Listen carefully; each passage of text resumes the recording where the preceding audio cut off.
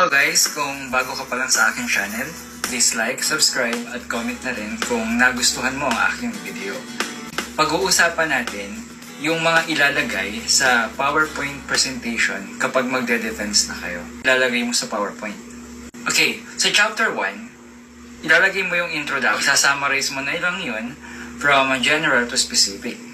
May gumagawa, picture presentation or photo presentation. At meron na lang silang mga keywords doon sa PowerPoint. Next, theoretical framework. Basis ng study mo na pinag-aralan din naman ng iba't ibang mga prominent scholars. Operational framework. Meron naman tayong operational model or conceptual framework kung ito ay quantitative research. Huwag natin kakalimutan yung statement of the problem. Under that, nandun yung mga research questions. Scope and delimitation. Ilalagay natin